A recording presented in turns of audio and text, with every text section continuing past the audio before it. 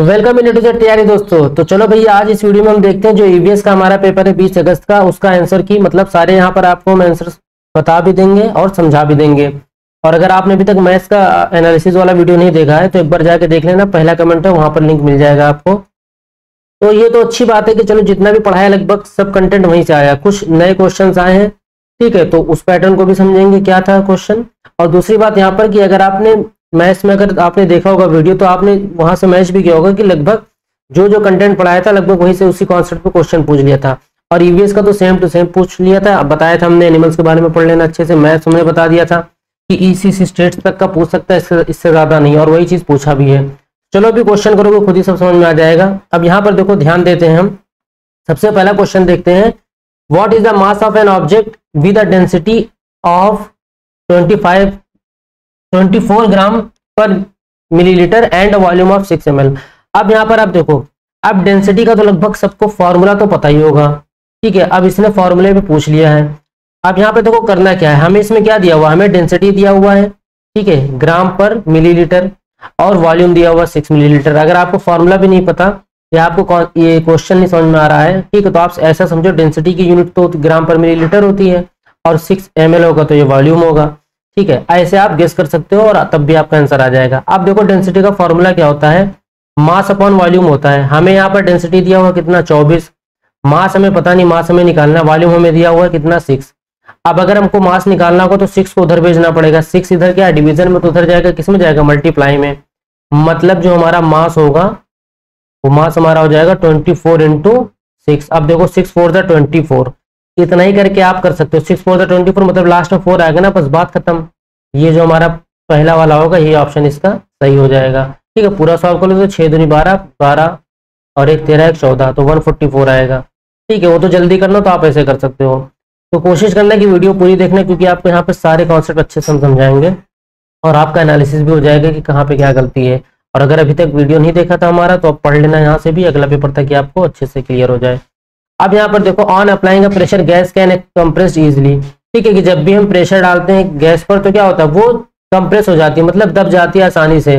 When we apply pressure to a gas the intermolecular space between gases particles decrease and it get compressed, ठीक है। अब ये कह रहा है कि जो रीजन है उसके पीछे ये है कि गैस पार्टिकल्स के बीच में जो इंटरमॉलिक्यूलर स्पेस होता है वो डिक्रीज होने लगता है। बिल्कुल सही बात है। ये अगर गैस का पार्टिकल ये इतनी दूर दूर रहते हैं तो मतलब इनके जो इंटरमॉलिक्यूलर स्पेस क्या तो बहुत ज्यादा होते हैं। अब अगर बहुत ज्यादा है तो मतलब क्या होगा, इंटरमॉलिक्यूलर जो फोर्स ऑफ अट्रैक्शन होगा वो कम होगा, ठीक है, एक दूसरे को उतना खींचेंगे नहीं। ये इधर जाएगा तो वो उधर जाएगा, कोई दिक्कत नहीं, अट्रैक्शन ऑफ फोर्स एकदम खत्म है। तो क्या होता है कि अगर आप प्रेशर अप्लाई करोगे, मतलब आप इनको यहाँ से प्रेशर करोगे, इसको इधर से और इसको इधर प्रेशराइज करोगे, तो दोनों क्या करेंगे, मिलने लगेंगे, मतलब क्या होगा, कंप्रेस हो जाएंगे, दबने लगेंगे। तो यहाँ पर हमारा जो है फोर्थ वाला सही होगा, ठीक है, both A and R true. अब उसके बाद हम देखते हैं जो हमारा 63rd क्वेश्चन है। In Manali houses are constructed with wood slanting roofs and elevated on strong bamboo pillars. आप देखो यहाँ पर इसमें कह रहा है कि Manali receives a lot of rain and snowfall. इसमें एक स्टेटमेंट ये दे दिया गया है कि मनाली में ऐसे घर क्यों बनते हैं। मैंने घर का पूरा वीडियो बताया था आपको, 5-6 जगह के कैसे कैसे क्या घर होते हैं और क्यों होते हैं। तो वहीं से देखो ये भी क्वेश्चन आ गया कि Manali receives a lot of rain. मैंने कहा था कि बारिश होती है या बर्फ पड़ती है, और अगर बर्फ पड़ती है तो घर की छत ऐसी होनी चाहिए ताकि बर्फ क्या करे, यहाँ से स्लाइड करके गिर जाए। तो इसलिए मनाली में ऐसे घर बनता है। तो क्या ये चीज सही है? तो बिल्कुल 63 का जो हमारा फोर्थ वाला ऑप्शन होगा ये सही होगा, क्योंकि ये स्टेटमेंट हमारे दोनों ही सही हैं। अब 64 में देखो यहाँ पर क्या कह रहा है। अब यहाँ पर आपको मैचिंग दे दिया है। मैचिंग का देखो बहुत आसान तरीका हमने बताया था कि एक भी कोई अगर आपको मैच मिल जाएगा तो वहां से काफी क्वेश्चंस आपको काफी ऑप्शंस एलिमिनेट हो सकते हैं। जैसे अगर हम देखें चिलीज का, हमें ये पता है कि हमारा कहाँ साउथ अमेरिका से आया था, मतलब सी का जो होगा वो सेकंड होगा, ये हमको पता है। अब देखो सी का फर्स्ट है तो ये गलत, थर्ड है तो ये गलत, बचे ये दोनों, इन्हीं दोनों में से कोई सही होगा। करने का तरीका देख लो। अब यहाँ पर अगर आप देखो इंग्लिश में दिक्कत हो रही, हिंदी में आ जाओ तुम। इधर देखो क्या लिखा है, छोटा परंतु खुशबूदार होता है। अब छोटा परंतु खुशबूदार क्या हो सकता है, मिर्च तो होगा नहीं, केसर भी नहीं होगा, ठीक है, जीरा। केसर क्यों नहीं होगा, क्योंकि क्या होता है जो हमारा केसर होता है बी ऑप्शन देखो आपका यहाँ पर देखो येलो इन कलर होता है थोड़ा, ठीक है, तो ये तो बिल्कुल नहीं होगा हमारा। उसके बाद हमारा बचा है जीरा। अब जीरा क्या होता है, कील की तरह दिखता है, ठीक है, जो हमारा जीरा होता है क्या कील की तरह दिखता है, बिल्कुल। तो ये भी आप मिला लो। तो बस देखो इन दो ऑप्शन से आपको कंफर्म हो गया कि हमारा जो थर्ड वाला होगा ये सही होगा इसका।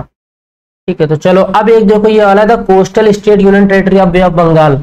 मैंने कहा था आपसे कि बे ऑफ बंगाल और अरेबियन सी से जरूर क्वेश्चन आएगा। ठीक है, मान लो अगर ये मैप बना दें, ठीक है, मैप में मत जाना, इधर हमने कहा बे ऑफ बंगाल होगा और इधर अरेबियन सी। कुछ नहीं है, मैंने बिल्कुल बोला था कि आपका उड़ीसा और इधर का स्टेट और इधर का स्टेट, केरला, कर्नाटक, तमिलनाडु। ठीक है, ये सब थोड़ा इंपॉर्टेंट होगा। अब यहाँ पर देखो, आप कह रहा है कि कौन सा जो कोस्टल स्टेट इससे लगा हुआ है, तो देखो तेलंगाना तो इधर बीच में है, मतलब कोस्टल नहीं हो सकता।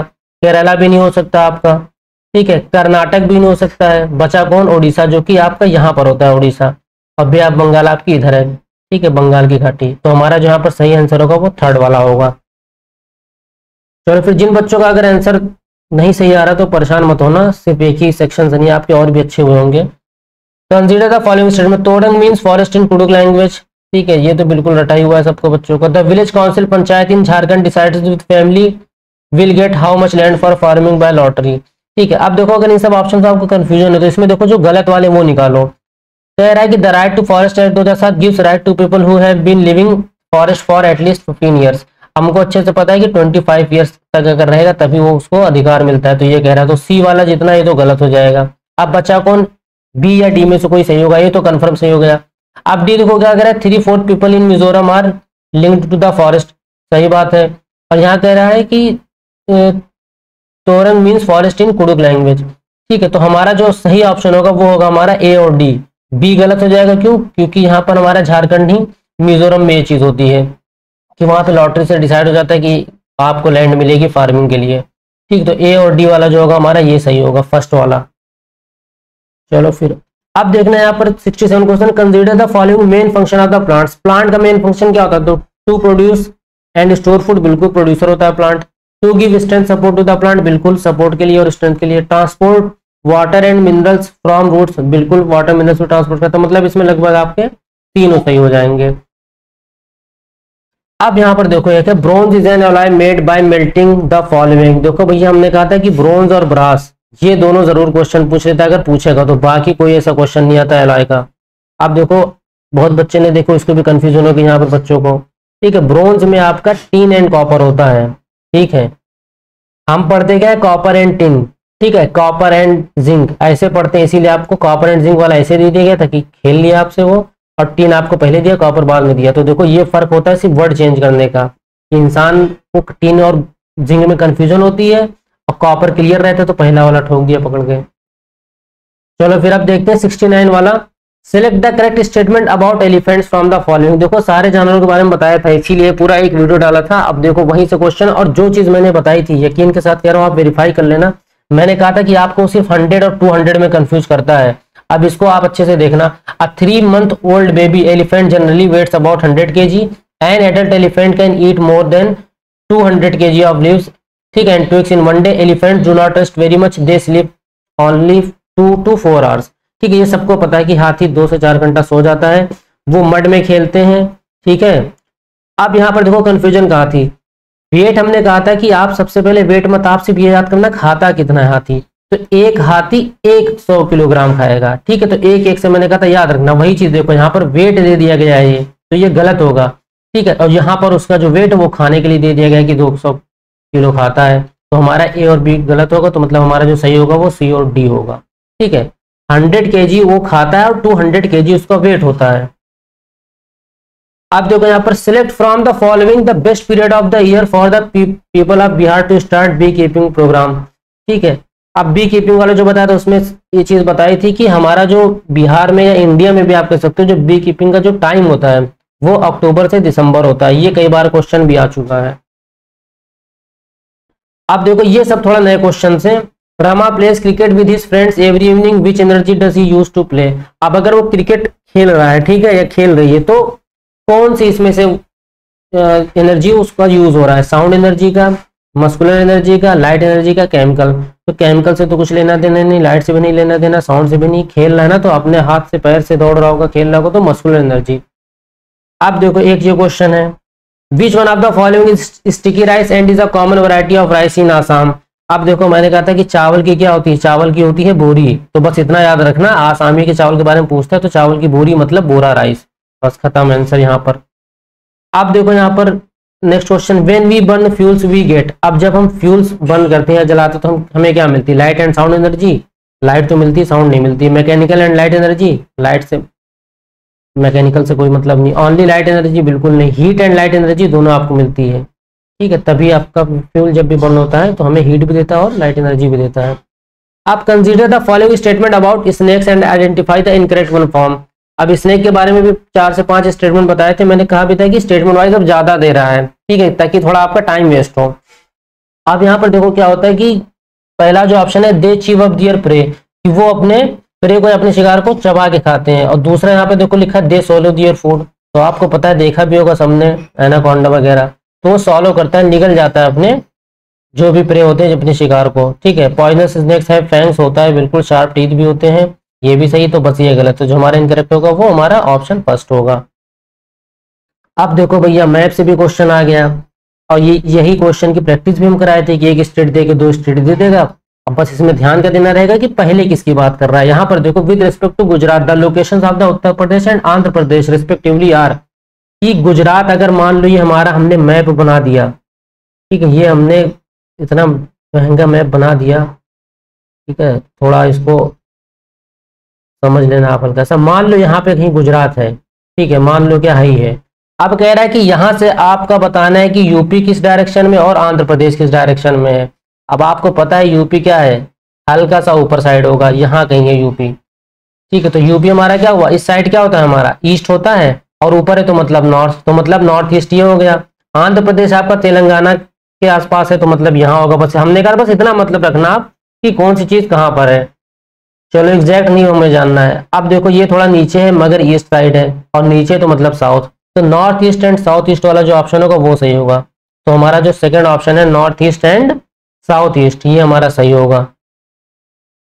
चलो फिर आप एक बार चाहो तो वेरीफाई कर लेना, जाके ईवीएस का देख लेना, प्लेलिस्ट पड़ा होगा, डिस्क्रिप्शन में लिंक होगा या कमेंट में भी दे देंगे।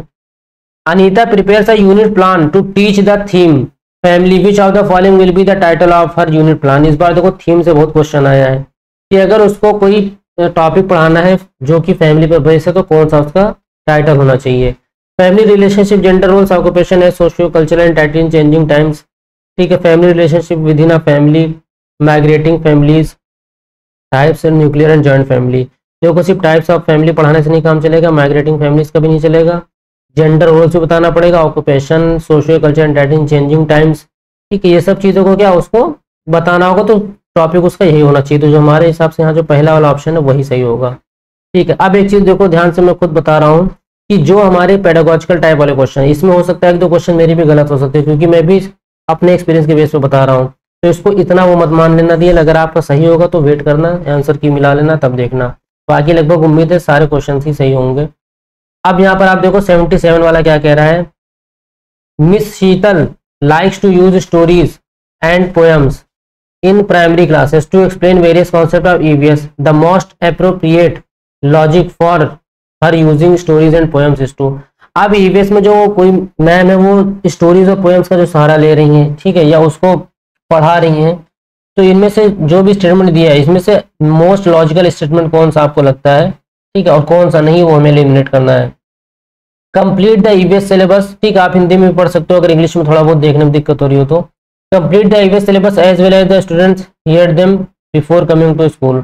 देखो ईवीएस सिलेबस को कंप्लीट कराना ये तो कोई वो नहीं होता है, जहाँ पे टीचर की आसानी होगी वहाँ पर कुछ नहीं सही होगा। Encourage the students to write their own poems, बिल्कुल बच्चों को इंकरेज करना। Make the student aware of diversity, बिल्कुल उनको डाइवर्सिटी के बारे में पता होना चाहिए कि हमारे देश में संस्कृति में कितनी विविधता है। Make the lessons more interactive enjoyable, बिल्कुल लेसन्स को अट्रैक्टिव और एंजॉयबल बनाना चाहिए। अब यहाँ पर जो हमारा ऑप्शन है वो कौन कौन सा सही है, बी, सी और डी, ठीक है, तो दूसरा वाला सही होगा।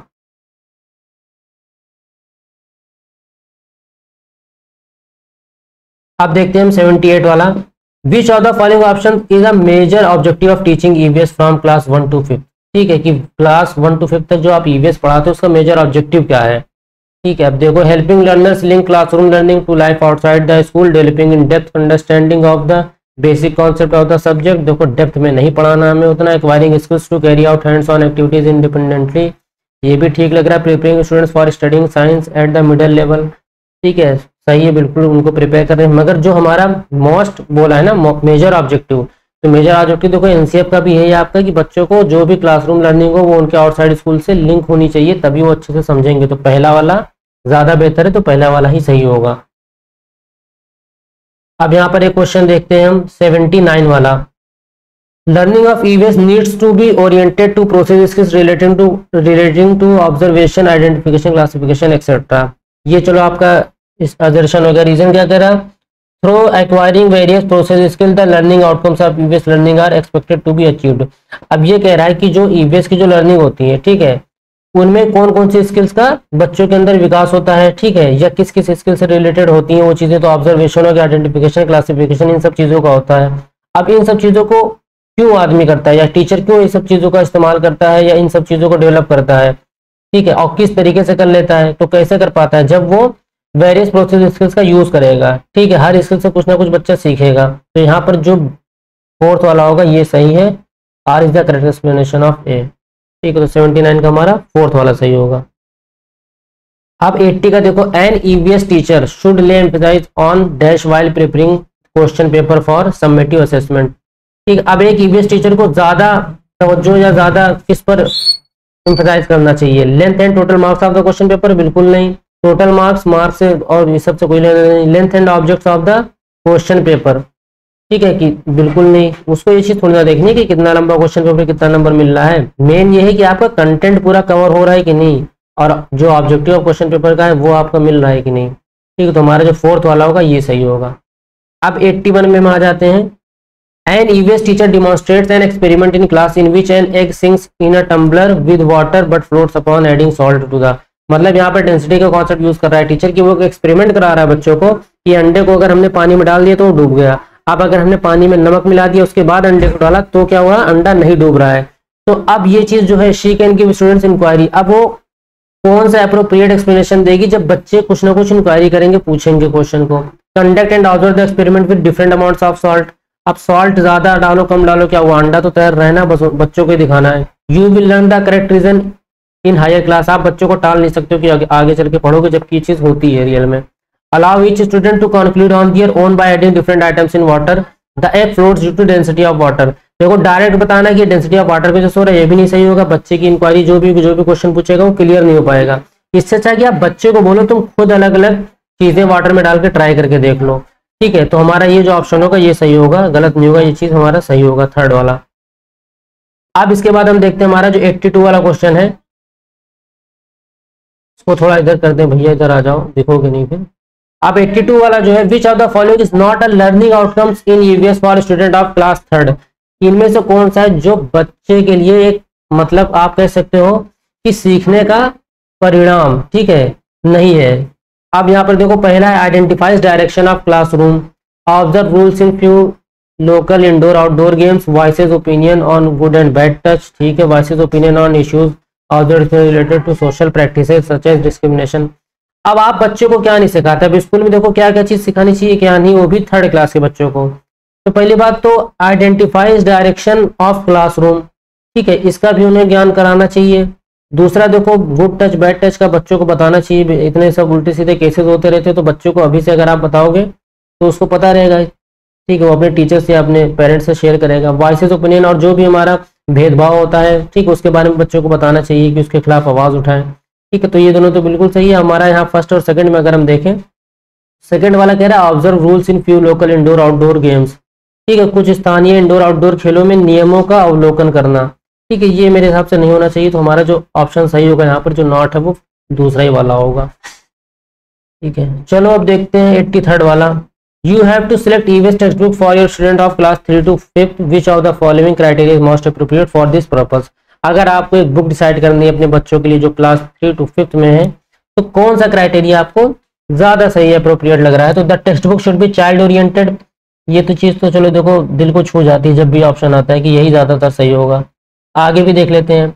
डिवाइड ऑफ एनी स्टीरियोटाइप, ठीक है, बिल्कुल कोई भी भेदभाव या लड़का है लड़की वाला काम नहीं होना उसमें। The text book should be illustrated and appealing to student, ठीक है, जरूरी नहीं कि खूब ज्यादा आप उसको कायदे से एक्सप्लेन करो। Pictures in the book should be big and colourful, ठीक है, ये चीज तो होनी चाहिए। The language should be simple and according to the mental level, ये चीज भी सही है, मगर यहाँ पर जो ज्यादा सही है वो चाइल्ड ओरिएंटेड वाला है, क्योंकि इसमें सब कुछ आ जाएगा। तो हमारा जो 83 का होगा वो फर्स्ट वाला ऑप्शन सही होगा।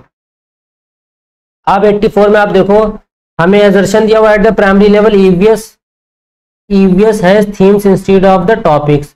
ठीक है, प्राइमरी लेवल पर ईवीएस में क्या होते हैं, थीम्स होते हैं टॉपिक्स की जगह पर। अब क्यों होते हैं वो चीज देखो यहाँ पर,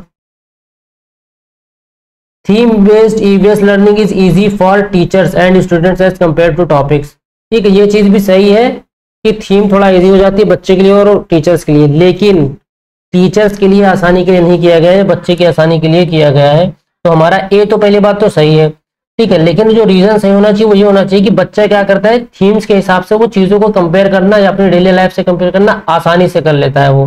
तो वो टॉपिक्स अगर आप बताओगे उसको तो उसको डिफिकल्टी होगी टॉपिक को पहली बात तो याद करने में और ये जानने में कि वो किस कैटेगरी में किस चीज को रखेगा। ठीक है, तो जो आसपास देखता है, फैमिली देखता है, फ्रेंड्स देखता है, ट्रेवलिंग करता है, ठीक है, फार्मर्स को देखता है, इन सब चीजों से क्या वो अच्छे से कंपेयर कर पाएगा। वाटर हो गया, तो इसलिए थीम्स में रखा जाता है। तो रीजन हमारा सही तो नहीं कह सकते इसको हम। ठीक है, तो ये हमारा both A and R true है, तो दोनों true, but R is not the correct explanation of A, ये होगा यहाँ पर। अब हमारा 85 वाला क्वेश्चन देख लेते हैं। अब 85 का देखो, ये आपका है सिंक्रोनस और ए सिंक्रोनस टॉपिक से। A teacher wants to select synchronous communication with her students for teaching EVS, which of the following will she choose. अब अगर उसको सिंक्रोनस कम्युनिकेशन करना है अपने स्टूडेंट से, तो सिंक्रोनस और एसिंक्रोनस में देखो डिफरेंस क्या होता है। जो आपका सिंक्रोनस होता है, ठीक है, वो ये होता है कि जो भी चीज आप कम्युनिकेट कर रहे हो वो एट अ टाइम आमने सामने दोनों लोग बोल रहे हो। अगर आपने बोला तो उसने तुरंत रिस्पॉन्स किया, ठीक है, रिस्पॉन्स उसमें तुरंत मिलता है। और एसिंक्रोनस वाले में क्या होता है, रिस्पॉन्स जरूरी नहीं कि तुरंत मिले, बाद में भी मिल सकता है। ठीक है, जैसे आपने मैसेज कर दिया, वो चाहे जब आए मैसेज करे, रिप्लाई करे, ईमेल कर दिया, कुछ भी हो, चाहे जब रिप्लाई करे। सिंक्रोनस वाला क्या हुआ कि तुरंत जैसे आपने बोला तुरंत आपको रिस्पॉन्स मिल गया। तो ये चीज कब हो सकती है, जब आप वीडियो कॉलिंग करो या फिर ऑनलाइन चैट सेशन हो या फोन कॉल्स पे हो। ठीक है, इसमें देखो ब्लॉग्स में नहीं हो सकता है, ब्लॉग आप लिख दो बाद में आके भी पढ़ सकता है। प्री रिकॉर्डिंग वीडियोस भी नहीं हो सकता क्योंकि आपने रिकॉर्ड कर लिया, जैसे मैं भी पढ़ा रहा हूँ आप उससे कुछ बोलना चाहो और आप ये सोचो कि मैं सुन के जवाब दे दूं तो इम्पॉसिबल है ना। तो मैं जो कर रहा हूँ क्या, ये सिंक्रोनस है। तो बस अब इससे कंपेयर कर लो, सिंक्रोनस क्या हो गया हमारा, पहला वाला हो गया। अब 85 देखते हैं हम, 86 देखते हैं। In theme travel railway station depicts utilization of communication resources in EVS. इतना आपको टाइम बर्बाद करने के लिए दिया। मेन यहाँ पर देखो कह रहा है कि इसको कंप्लीट क्या करेगा, फूड फार्मर करेगा या फूड शॉपकीपर या फूड एग्रीकल्चर फार्म या फूड फॉरेस्ट। तो फूड कौन प्रोड्यूस कराता है, हमारा फार्मर हेल्प करते हैं, तो ज्यादा सही जो होगा वो फार्मर होगा यहाँ पर। अब 87 में देखो कह रहा है while teaching EVS a teacher's statement question which encourages student to elaborate on an answer either on their own or from the response of their peers. ठीक है, कि टीचर के किसी भी स्टेटमेंट से या कोई क्वेश्चन से बच्चा इनकरेज होता है कि अपने आंसर्स को लिखे खुद या अपने दोस्त की मदद से और एलोबरेट करके। ठीक है, अब अगर एलोबरेट कर रहा है वो किसी क्वेश्चन को, तो आप देखो यहाँ पर जो हमारा ट्रायल एंड एरर तो नहीं होगा, चेनिंग भी नहीं होगा, यहाँ पे कोई चीज सीख तो नहीं रहा है ना कि मिला मिला के सीख रहा हो पढ़ रहा होगे। कंडीशनिंग भी नहीं होगा, यहाँ पर हमारा जो सही होगा वो प्रोबिंग होगा। ठीक है, प्रोबिंग ये कहता है कि आप बच्चे को आप इनकरेज करते हो, ठीक है, कि आंसर को वो एलोबरेट करके लिखे और खुद से लिखे। अब यहाँ पर हमारा जो 88 वाला ये देखना, you want to encourage hands on activities for students of EVS which of the following is most appropriate activity. अब आप अगर बच्चे से चाहते हो कि वो खुद कंस्ट्रक्ट करे, चीजों को देखे सीखे, तो इनमें से कौन सी एक्टिविटी आप कराओगे। Drawing parts of different plants on a chart, developing N EVS kit from available materials, map reading from a globe, collecting coins of different countries. अब देखो मैप रीडिंग ग्लोब तो बच्चे से आप नहीं करा सकते हो तुरंत। Collecting coins of different countries ये भी सही लग रहा है, मगर अब वो कहाँ से जाएगा कॉइन वाइन लाने हर देश।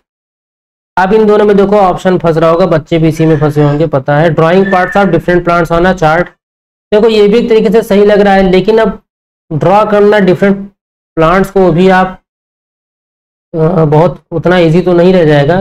ठीक है, और दूसरा देखते हैं तो developing N EVS kit from available material. ठीक है, जो भी आपके पास उपलब्ध है चीजें उनसे ईवीएस किट बनाना।